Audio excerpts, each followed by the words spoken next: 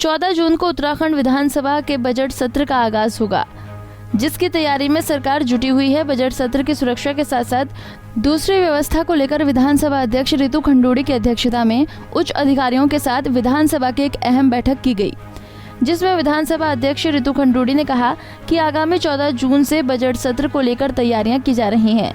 इस दौरान रितु खंडूड़ी ने मीडिया से बात करते हुए कहा कि बस हादसे में मारे गए लोगों के प्रति दुख जाहिर किया। इसके बाद विधानसभा अध्यक्ष रितु खंडूड़ी ने आज की हुई बैठक के बारे में जानकारी देते हुए कहा कि आज की बैठक में 8 से 10 बिंदुओं पर चर्चा की गई। अध्यक्षा रितु खंडूड़ी ने कहा कि सत्र के दौरान प्रवेश पत्र जारी किए जाएंगे। सदन में वीडियो रिकॉर्डिंग के जरिए भी सत्र की कार्रवाई की जाएगी। वहीं उन्होंने कहा कि अभी तक कुल प्रश्न काल के लिए 502 प्रश्न प्राप्त हुए हैं। इसके साथ ही उन्होंने कहा कि विधानसभा सत्र के दौरान यातायात व्यवस्था सुचारू रहे, इसके लिए ट्रैफिक लेन को 5 दिन पहले ही प्रचार प्रसार किया जाए ताकि आने वाले लोगों को परेशानी का सामना न करना पड़े।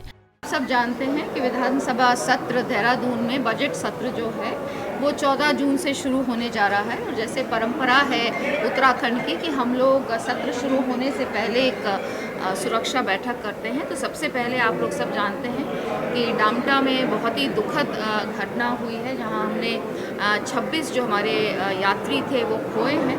तो शुरुआत हमने मौन रखकर की और उसके बाद फिर हमने अपनी बैठक शुरू की।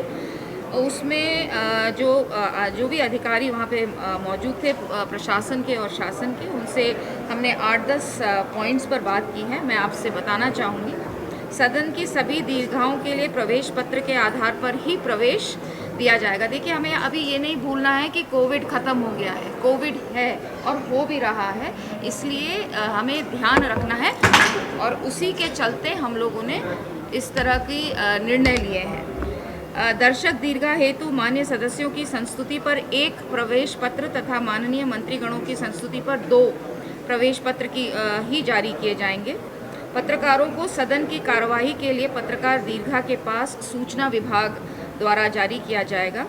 विधानसभा की कार्यवाही की वीडियो रिकॉर्डिंग, वेबकास्टिंग सूचना एवं लोक संपर्क विभाग द्वारा ही दिया जाएगा। सभी वाहन सत्र के दौरान चिन्हित स्थानों पर ही पार्क किए जाएंगे। माननीय सदस्यों और माननीय मंत्रीगणों के वाहन ही परिसर में पार्क किए जाएंगे। पुलिस प्रशासन द्वारा वाहन चालकों हेतु पब्लिक एड्रेस सिस्टम की व्यवस्था की जाएगी। सत्र के दौरान अग्निशमन दल के अधिकारियों को सतर्क रहने के निर्देश दिए गए हैं। चिकित्सा विभाग सत्र के दौरान, चिकित्सा जो हमारा विभाग है, सत्र के दौरान आवश्यक चिकित्सा दल, दवाइयाँ एवं एम्बुलेंस की व्यवस्था सुनिश्चित करेगा।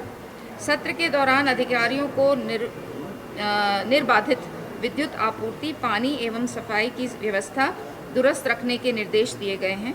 विधानसभा को अभी तक कुल 502 प्रश्न प्राप्त हुए हैं।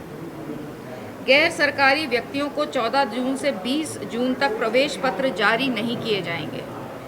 सत्र के दौरान आम जनता की समस्या ना हो, इसके लिए खास ख्याल रखा जाएगा। पुलिस और प्रशासन को निर्देश दिए गए हैं कि ट्रैफिक मूवमेंट का स्पेशल ध्यान रखा जाए, क्योंकि हम सब जानते हैं बैरिकेडिंग लगने के बाद आम जनता को बहुत ज़्यादा दिक्कत होती है। तो हमने इस बार प्रशासन और पुलिस दोनों से ये कहा है कि हम कोशिश करें कि आम जनता को सत्र लगने के कारण बहुत ज़्यादा दिक्कतों का सामना ना करना पड़े। वहीं उन्होंने ये भी कहा कि अभी कोरोना की पूरी तरह से नहीं गया है, इसलिए हमें अभी भी जागरूक रहने की ज़रूरत है। वैसे स्वास्थ्य विभाग को अलर्ट रहने का आदेश दिया गया है। सैनिटाइज़र और मास्क तो हम लोग रखेंगे ही, लेकिन आप भी अभी जानते हैं कि टेस्ट की अभी बहुत आवश्यकता नहीं है, क्योंकि शायद उत्तराखंड में हम सब लोगों को बूस्टर्स भी लग गए हैं। 2 टीके तो लगे ही हैं, साथ ही साथ हम लोगों को बूस्टर्स भी लग गए हैं। लेकिन अगर कहीं आवश्यकता होती है तो हमारा जो हेल्थ विभाग है उसको भी निर्देशित किया गया है कि वो किट्स अवेलेबल रखें। तो वहीं जब उनसे पूछा गया कि क्या सरकार विधानसभा के सत्र को बढ़ाया जा सकता है, तो सुनिए उन्होंने क्या कहा। तो अभी हमारी बैठक होगी, कार्यमंत्रणा बैठक होगी, उसमें हम लोग निर्णय लिया जाएगा। अभी तो 14 से 20 तक है। देखिए, मैं बार बार इस बात को कहती हूँ, सत्र लंबा होना चाहिए, लेकिन साथ ही साथ विधायी कार्य भी तो होने चाहिए।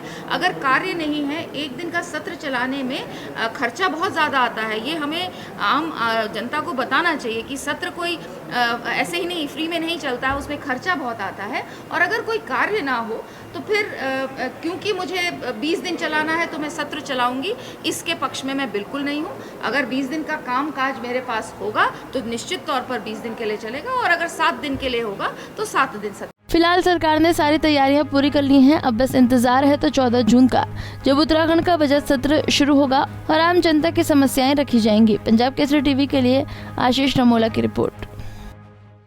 हमसे जुड़े रहने के लिए हमारे YouTube चैनल को सब्सक्राइब करें और नई वीडियो की नोटिफिकेशन के लिए बेल आइकॉन को दबाएं। अगर आप ये वीडियो Facebook पर देख रहे हैं तो लाइक जरूर करें और ज्यादा से ज्यादा शेयर करें। धन्यवाद।